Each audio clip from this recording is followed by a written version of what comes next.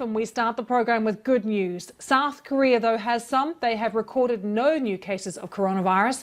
That's after one of the toughest responses to the pandemic. Let's take you straight to Seoul. We can join the BBC's Laura Bicker, who is there for us. What a landmark moment, Laura. How did they do it? It's lovely to be able to bring you this news. As a journalist who's followed this right from the start, I think even saying the word 0 cases means a lot. They really went after this virus. They were ready for this pandemic. They had a test prepared within a few days of the first confirmed case. They then set up a number of labs, 100 labs, to process those test results in a few hours. 600 test centres were set up across the country, including 80 drive-throughs. Anyone who thought they had the virus could have a test. So that was the testing, all ready to go. Then came the tracing element, the tracking element. They tried to track down anyone who could be potentially infected, and they used technology. Now, it's quite controversial, but they used CCTV, phone and bank records once someone was confirmed with a virus to map their movements.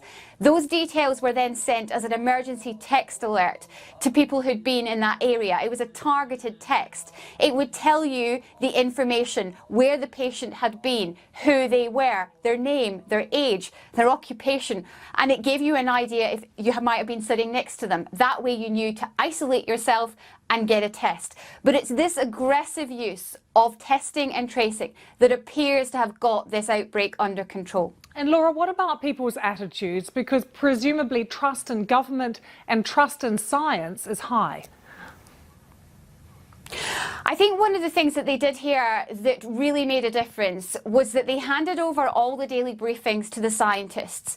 So we had 2 briefings a day, which sounds quite a lot, but every day the chief of the Korean Centre for Disease Control stood up in front of the cameras and answered questions for over an hour. Actually, yesterday she answered questions from children because it's been Children's Day. So it was that message. It came from the scientists, not the politicians, and I think that helped ensure the kind of feeling of transparency, the feeling that they were being told the information that they needed to hear. It's worth also pointing out that this country has never been in lockdown. Yes, it was part of a social distancing campaign. Yes, a number of places were closed, but restaurants, cafes have remained open. Businesses have been able to trade. It's kept the economy moving, even if it's been more sluggish than before. So that has also helped.